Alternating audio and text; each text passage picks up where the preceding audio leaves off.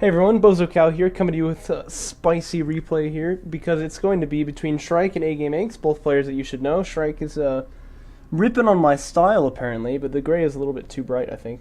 But the big thing about this is that it's going to be on the mod, AGameAnx's balance patch, which is pretty cool, and it's going to be played on one of the new maps. Now, I was watching one of my recent videos and I realized how annoying it is when I'm coughing, but like, I'm sorry man, I'm still sick, I can't deal with it, so there are going to be some coughs in the video.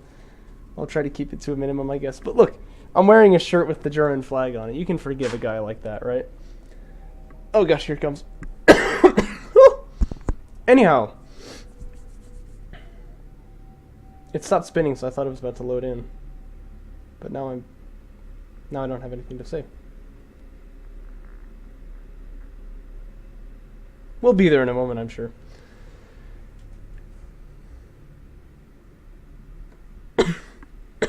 Oh gosh. Alright, so excuse me one moment. Alright, good. We're back. So it's Shrike down here in the south. AGameAnx spawning up here in the north. Once again, big thanks to SSSS for incorporating Majir's like new and improved replay thing into the more maps mod, and all the more maps, and the fact that we can have balance patches. Yeah, he's done a lot, obviously. More maps is like basically finalized, by the way, but some people still haven't realized they need to get the new version of it from the mod releases. If you have 1.1R, it's not good enough. You need 1.1T, so just something to note. Anyhow, it's going to be some Coalition versus Galaxy, the classic matchup, and we will see in what ways it is different in the patch here. Now, it looks like A-Game just going for pretty standard Galzian Greed build. He's going to go Refiner mode first. He has retired his Base Runner. One thing that you'll notice pretty early on is that he has a couple more RUs because of that. The Base Runner actually takes RUs to build now. And the reason is because it's a unit that that can win you the game and has other abilities on the side that are useful. Like sometimes, and it only costs CUs. It's like sometimes there's no reason not to build the thing. Whereas if it costs RUs, then you know you can't make as many railguns, you can't make as much siege, I don't know, tech, whatever. It actually is like a thought now. Oh, should I build base runners while my carrier has idle time and I have like this massive 3000 CU float, you know? So that's a pretty cool change, I think. It takes a little bit of getting used to, but once you do, it's quite nice. So he's going to be opening up that wreck, and he will be on his second base momentarily. Shrike, meanwhile, it looks like he has also gone... excuse me, he's also gone Sport Cruiser first. That's coming out in like, I don't know, 5 seconds or something, and then he'll be moving that carrier out, obviously. Now, I think it's worth talking about the map a little bit here, because obviously this is one that you won't be very used to. If you turn off reveal all so that we can see the, oh, Protection Cruiser wrecks the probe there. So that we can see, like, what the boundaries are. All of your artifact spawns are down here in the south by the base. And it's a pretty long path to the extraction zone. So extraction is not very easy on this map. That being said, you can go through your base, essentially, to get there. And everyone's basically got like two paths down to this area. There's one right here, or on the other side it's like down through here. So that's like middle, I guess you could say. And then there's one off around on the back side, so you can go around here. If I select the unit, I can see like the pathing. Yeah, I don't believe you can get through here. I'm pretty sure that's a blocker. But then you can go around the back side, obviously, to the extraction zone. So it's a typical 3-lane map then, but the thing that you need to notice is that the lanes are very, very big, and this one here doesn't connect to that one, except for like in front of the base. So what that, and that's a little bit of an asymmetry here. There's a lot more space in front of the coalition carrier there than there, so it might be easier to connect a two-pronged attack there. Not sure if that makes things easier to defend or attack, but you know, you get used to it with time, I suppose. I haven't really played the map too much myself. But yeah, it's important to note that the rotation times from like here to here are really big, whereas here they're a lot closer.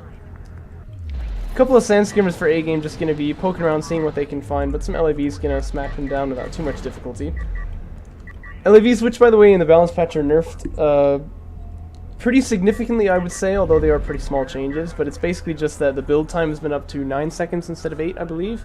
And that's to stop the LAV Raffle train that we often ran into playing against Garmulator. And also their DPS has been changed so that it's slightly lower than, like, I think it already is slightly lower than a sand skimmer, but it's slightly lower from that, because obviously, no, I've got this backwards, don't I? Sorry, in vanilla their DPS is higher than a sand skimmer such that it offsets the amount of, like, the reduced health that they have relative to a sand skimmer. Although you notice in AGame's patch the sand skimmer is a bit less health and the LAV has more. But still, the balance here has changed just very slightly, so that the sand skimmer will win on a one-on-one, but the LAV's got the range advantage. And we just kind of feel like that's how it always was meant to be, but now it actually is that way, so that's nice. Again, trying to micro away the wounded unit there, not going to be effective with that, but he has got the numbers advantage here, so it looks like he will be taking this fight. Still no upgrades on either player, except Shrike does have... It's Shrike, right? Not Maze? Yes, okay, good. He does have the booster available. You'll notice, though, that one's... Oh, it is only 30. I thought he had increased the cooldown. He probably has, and then he's, like, unincreased it. I don't know what I'm trying to say with that, but... Excuse me. Now it's interesting to note here, A-Game went for assault ships. He got railguns, and I feel like he did that to be safe. But now he's going straight into siege. And so both players, no, only actually just A-Game, although support cruiser is on the way here, getting onto 3 bases before any real major scuffles have gone down. Just this tiny little LAV fight that we just saw. You'll notice the extraction still hasn't gone down though yet, and like I was saying, it's a very long time to get from there to there, especially with a base sprinter holding an artifact. It moves like slower than a battlecruiser, right? So the threat of extraction causing victory in this map, I believe, is very low. Another support cruiser is coming out for Shrike, mind you, so I mean he is going to be on that 3rd base pretty soon. Interestingly, he hasn't moved his carrier to the 2nd base, but the reason I usually would recommend doing that as Coalition especially is because now this support cruiser has to go all the way over there, whereas instead, you know, either the support cruiser or the carrier just has to go that far. Excuse me. So siege cruiser fabrication finishing now for A-Game, and he's immediately going to start producing. A couple of assault ships are out as well. There's an interesting nuance here. We noticed that AAV fabrication was gotten by Shrike here. He hasn't used them yet, but the AAV actually beats the assault ship now in a one-on-one fight. And the reason for that is to stop, like, first off, to kind of help reduce the effectiveness of the assault ship rush, but also to stop these annoying situations where, like, you see how there's a hill here. Yeah, railguns have range on assault ships, but if you just get them set, like, right there, it's like, yeah, what are you going to do about them? Also, that's a really low-res texture. I never noticed that before. But anyway, you just, like, set the assault ship right there, and it's like, yeah, what are you going to do about this boy? Like, you can't get range on him. What do you, like, tech to artillery to get rid of this guy? Like, it's insane. Well, the AAV will now win in that fight, but him not having any rehealing and also barely winning in that fight means, you know, you can use assault ships to weed them out. So it's like both players actually have options to kill these things now. And I think the reason was because if your opponent went assault ships, you had to go railguns basically, and it's kind of like, well, it's pretty one-dimensional. It's pretty boring, you know. We want to spice things up a little bit. Of course, none of what I just said applies because he hasn't actually made any AAVs. Instead, he's teching straight to battlecruisers, and that's honestly more exciting. Now, battlecruisers got some buffs in the patch as well. I'm not exactly sure what they are, but I believe it was basically just rotation speed and then maybe a bit of health. There is actually a big, like, document that describes all of this, but yeah, I've actually, like, read that. But anyway, LAV's gonna come charging in here, and this time they have really got upgrades. 21? Is that more than usual? I can't remember. Anyway, they should definitely be steamrolling these sand skimmers, but there is artillery here, or siege, I suppose. It's gonna ward them off for now, but the assault ships probably want to move into position to support that. Big old wing of assault ships just gonna come wreck this turret right here. Again, gonna send this one back. Actually, it's interesting. I would actually just have them keep moving forward. But anyway, they're on this flank too. Distance, of course, is insane between them, right? That's just the map. But I feel like they are gonna hit it about the same time, which is good. Thing is, Shrike is teching to battlecruisers. He still doesn't really have anything to answer this except for strike fighters, which can do it, but very slowly, right?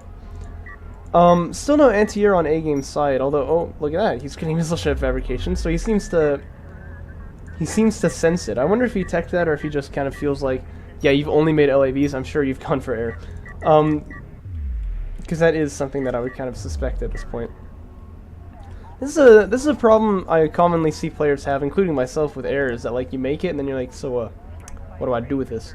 I believe you really just want to strike the eco if you can. Especially this many, I believe, is enough to kill off a production cruiser. Like, you just go blow one of those guys up.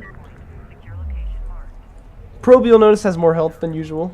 Help him stay alive in those early game scenarios where, like, a production cruiser can just insta-kill him. Let's see, Support Cruiser Anti-Air is coming out now for Strike. This is an interesting change here. That thing was like redonk in vanilla. Like, there's no reason to get missile batteries or other kinds of anti-air. Just get this, right? So AGame's basically said, yeah, that doesn't feel very right, especially because it kind of supports the end game, like, death carrier meta, where you just get a bunch of support cruisers around it, and hey, you're covered for anti-air now too, right? Yeah, that doesn't really feel very good. So what he's done is actually changed it to be what he called normal anti-air. What he means is like the same, I believe, as like a missile. It's not actually the same, but it's pretty equivalent to a missile battery, or like to assault cruiser anti-air.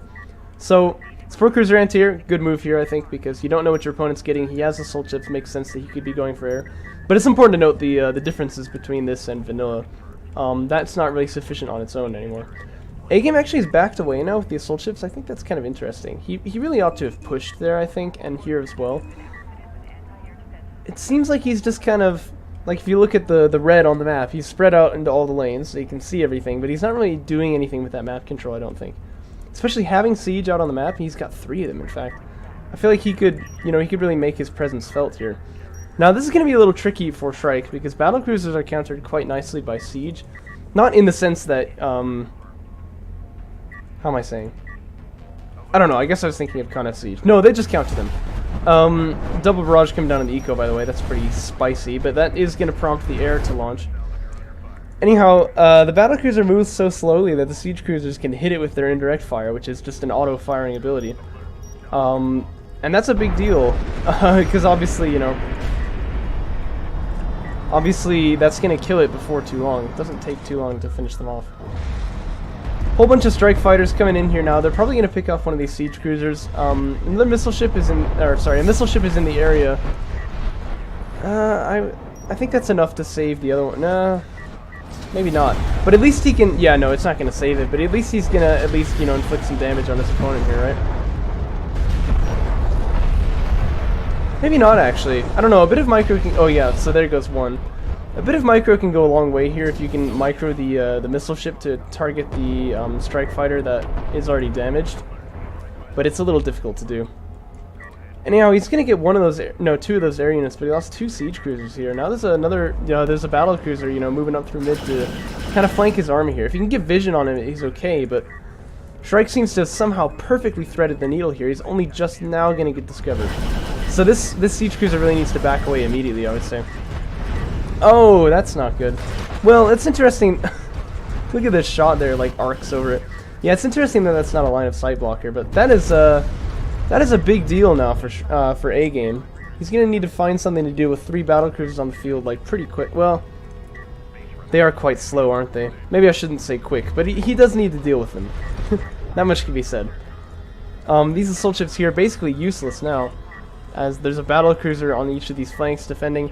And you know how assault cruisers are a really nice counter to assault ships? Just like multiply that by 7. That's like a battle cruiser fighting him, so that's good for him. Now AGame is going to get interceptor fabrication. I like that move a lot because it's generally a good counter to battle cruisers, and it's going to somewhat harder to counter the strike fighters, which he's already soft countered with missile ships, but I think that's a little bit better. And he has gotten railgun fabrication. He got that very early on, if you remember. So he's going to get the armor for it now and make some heavy railguns. And this is something he really wanted to see, I think, in the games in his balance patch, is like situations where it actually makes sense to go for a lot of the units in the tree rather than just like 2 or 3 of them. But yeah, he's already got assault ships, he has siege, he has railguns, he's gonna have interceptors. It's cool, you know. It's like all of the units are being used here, which I think is really exciting to see. What is Strike gonna do to mix things up now? That's the question. I think you've got to figure in his position. Okay, so what is my opponent gonna do to try to counter me? I just took out a bunch of his siege cruisers, so I know his army is pretty weak. He's probably expecting an imminent counterattack, right? Because, or like, yeah, a pushback against him. So he's gonna get railguns to defend it, right? What can I do to counter the railguns? That's kind of what I would be thinking, but I'm not sure if that thought's been going through his head or not.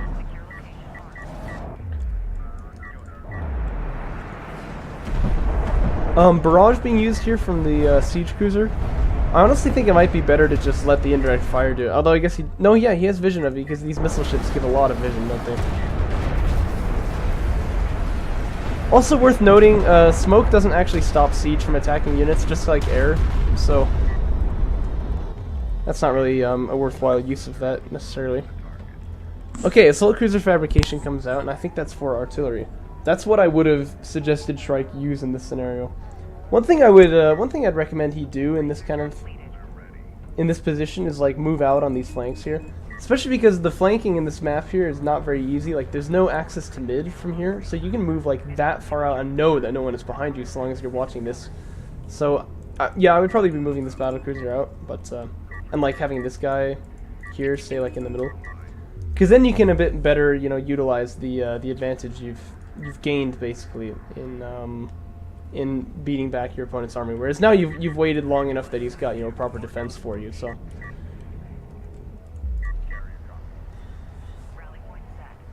Let's see, Shrike's carrier getting powered up quite a bit now. So powers are 4s on the way. This would be the second artifact extraction. I know, right? But seriously, yeah.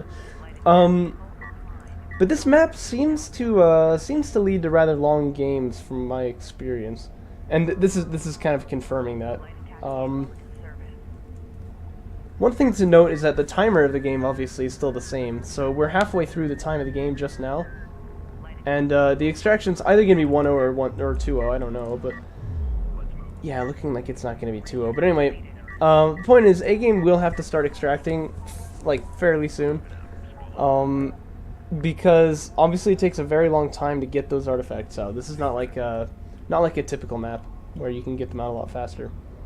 Oh, this is interesting. So he's gotten 6 interceptors. That's not so surprising, but a bomber is now coming out. So he's actually gotten that tech. I didn't notice it. Has he gotten any of the air upgrades? No, he hasn't. But yeah, bombers are pretty spicy.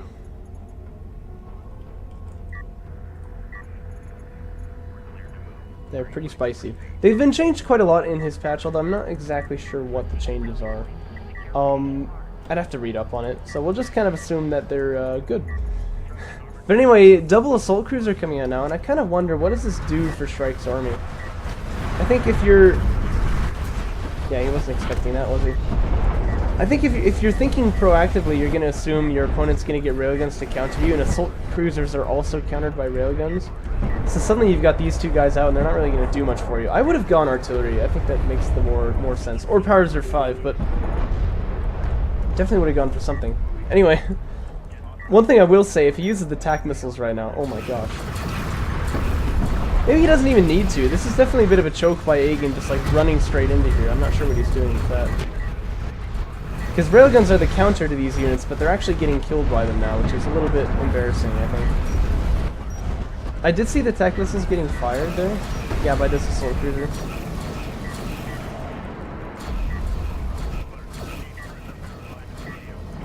Which one's faster?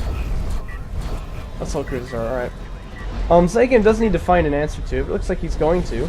In he comes with the interceptors. There is 4 cruiser anti-air, but it's not going to do too much like I mentioned earlier. I say his 2 interceptors get taken out, but you know, whatever. He's finding a good answer to the artillery cruisers anyway, that's what I'll say. I know the missiles aren't actually making any explosions, but trust me, they still sting. Here comes another bomber. I think he should be using this against the assault cruisers, right? I noticed he was targeting the battle cruiser earlier. In it comes. Boink. Oh, and it's gonna smite the LAVs there too, that's pretty nasty. You should have a second shot, and that'll kill off that assault cruiser. So, kind of sloppy from A-Game to take so much damage by the, like, to his railguns there, but he did kill off both of the assault cruisers. He's made this very expensive for his opponent. But I think he perhaps could have just, like, finished things out right there, honestly, if he was a little bit more careful with it. At any rate, Sandskimmer number is huge. That's not going to be able to push on battle cruisers, but it won't get killed by them very quickly, and he can still get vision for his siege cruisers that way. Most of the air force of Shrike is gone now, and seeing interceptors out on the field for his opponent, he's probably a little afraid to launch them. And indeed, they are already in the air again. And I think they're just out for blood now. I think they just want to kill off these battle cruisers. You should be careful, though, because there's like 3 support cruisers here. Support cruiser anti-air has been nerfed, but not that much. So that could obviously be pretty bad. Yeah, see what I mean? This is the land you don't want to live in as a bomber. You don't want to get out of there.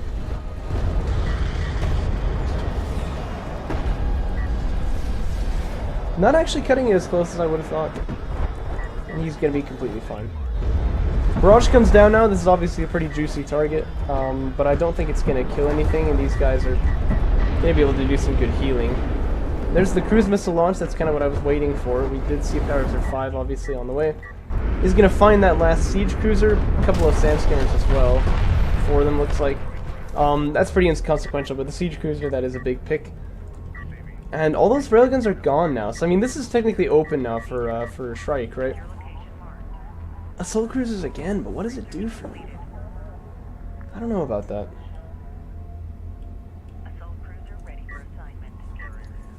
You can use it as like a frontline anti-air platform, but I don't know if you even want to do that.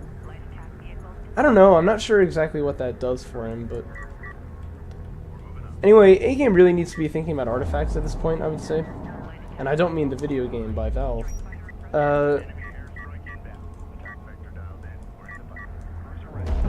Oh, main bases are getting mined out, that's interesting.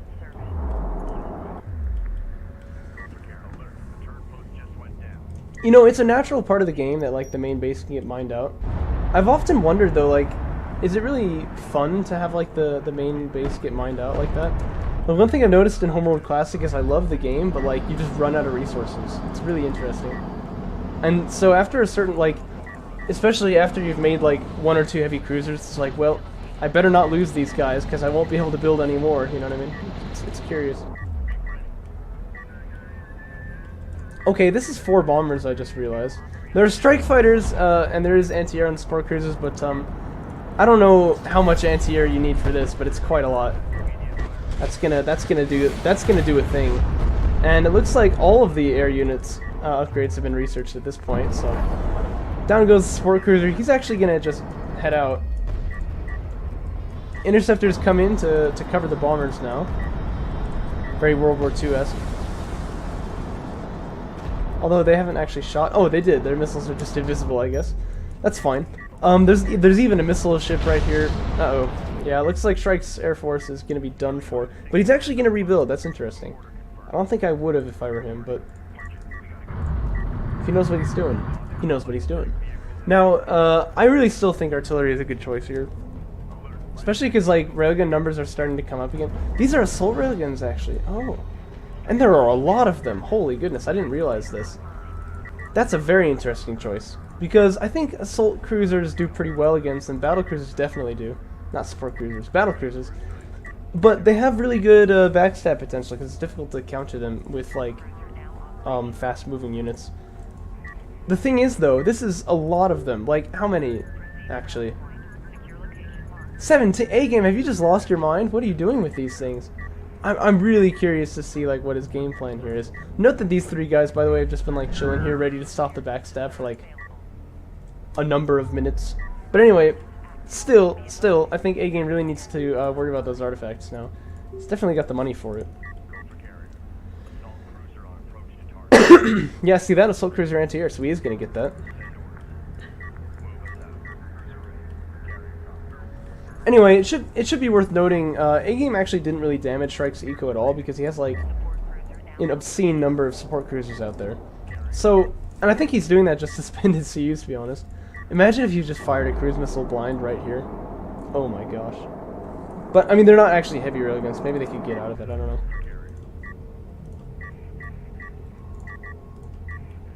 Still got 4 bombers chilling out in the skies. Haven't really done anything just yet, but... the thing is, with Assault Cruiser anti-air out now, there's like 5 support cruisers and an assault cruiser here that can all do anti-air. And there's more coming out, yeah? I think there are. Yeah, 2 more coming out, actually, okay. Not 2 more, but 2 more. Oh, and there's one here as well. So there's a couple of these boys. These guys just want to mine some resource units. That's all they want. You don't have to kill them, do you? And it looks like Shrike is just going to compact himself into his little pocket here. Again, extractions would obviously be the way to go here, I think, for A-Game. Oh my gosh. I don't know. That's not where the bombers want to be, I don't think. A-Game's going to see that and he'll back away. It's just the number of cruisers doing anti-air here is, like, insane. So, yeah, you're never going to get anything done there. I think he knows that now, but he is going to find one assault cruiser that's pretty isolated right here. That should be a dead assault cruiser, I would have thought. Don't think it'll... oh, well, if they circle around the wrong way... ooh. Yeah, that is going to take a bomber with him. Well, that's unfortunate for A-Game, but... Dart maneuver coming out now for the railguns. There are so many of them that I really can't say this is a bad idea. This is like Stalkers in StarCraft 2, except not really, but you know, you get the idea. And they have blink now, right? Except they can't jump over walls, but... Look, I tried. So many cruisers, though, from Shrike here. This is just, like, bizarre. Oh, no, please. A-Game, you've got to see this. Please. Please! Please! No!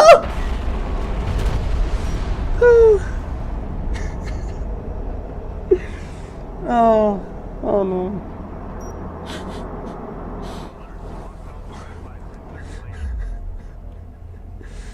Alright, well that's fine. Again, A-Game really just needs to extract here. I don't know what exactly he's going for, but it still kind of confuses me. Oh my gosh. Oh, that's terrible. He had the dart maneuver and everything. That's kind of what it's for. I'm wondering, because this is a strange game. Can we all agree on like how strange this is?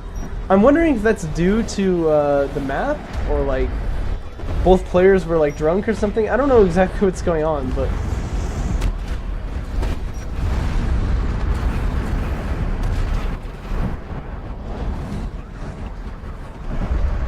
oh wow, Siege Cruiser EMP seems to have been finished. Gets used on an assault cruiser, but the thing was already dead, so it doesn't really count. This guy getting pretty gutsy. Probably wants to back away before he just gets insta-jibbed by battle cruisers. Yeah, you don't want to be there.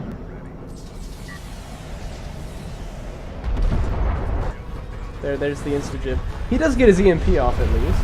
He's gonna freeze that guy in place. I mean, that should be dead to the artillery, right? Yeah, but it doesn't want to be attacking the sandskimmers that are close, obviously.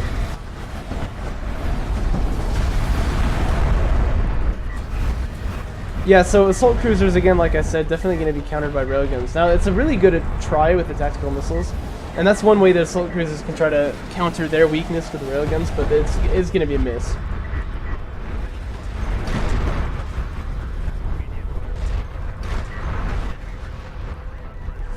Let's see, is anything going on elsewhere? Yeah, so these guys have not been completely forgot about. They're gonna remember this day.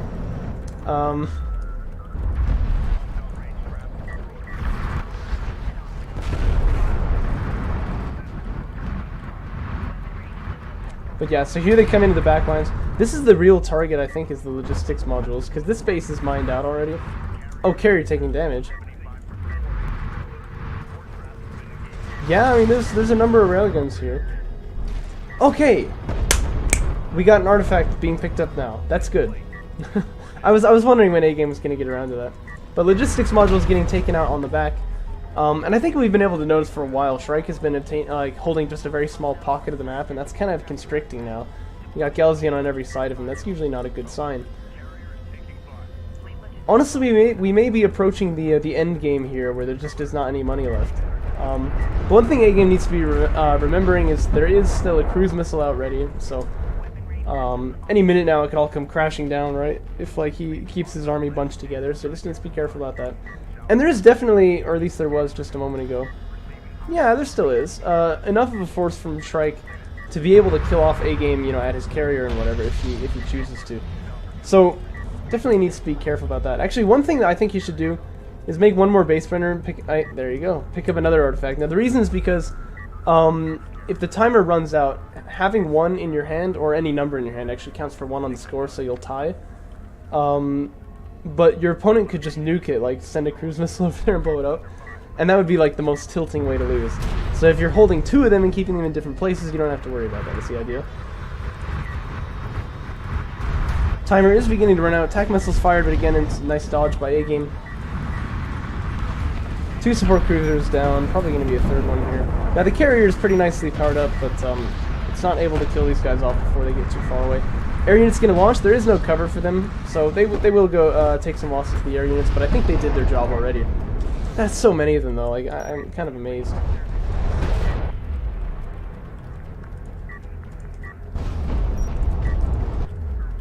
That's one thing I'll say. In StarCraft 2, you don't expect your Blink Stalkers to get blown up by a nuke. So, it's a weird thing.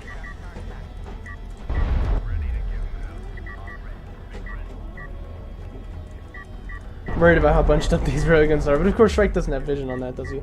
Second artifact is picked up here. He's been given a rather bad path. I think he ought to be going around this other side, but that's alright. There actually is cover, I guess, for these railguns. Although they've basically all died already.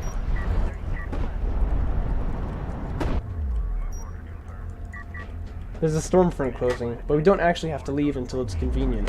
That's what they should say.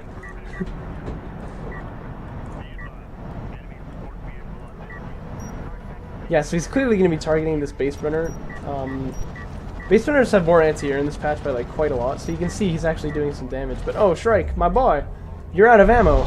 Yeah, I think he expected them to like shoot at the base runner, but he's actually out of ammo. So okay, there's that cruise missile I was talking about.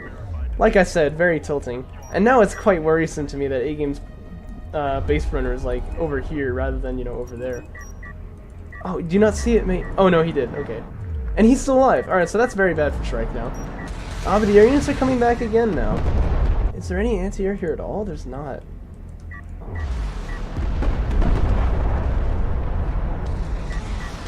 So I think that's a dead base runner, right? This one better not go down. BC is also getting involved in the area to try to stop this. It is going to go down.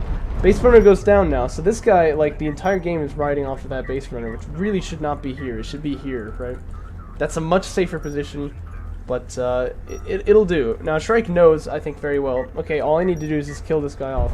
So he's going to be thinking of kind of cheeky ways to do it. But cruise missile's not going to be the answer. With a cooldown of 150 seconds on that thing, he's not going to have it ready for a long time. I mean, he doesn't even have the CUs for it, although I'm sure he can get that. So battlecruiser getting targeted. Oh no, I don't think there's coverage for this thing. Railgun's gonna do their best. Where's the siege cruiser? He needs to be EMPing right now if he's in range. Oh no. Oh no, the anti-air is a little bit out of position too. Not like this. Not like this. Okay, it looks like the BC is gonna go down. I think the base runner's gonna die here. Oh no. Oh, what a way for it to end. Oh, what a match. That was really strange. That was really strange. 31.5 minutes. You don't usually see him go that long, do you? Oh, wow.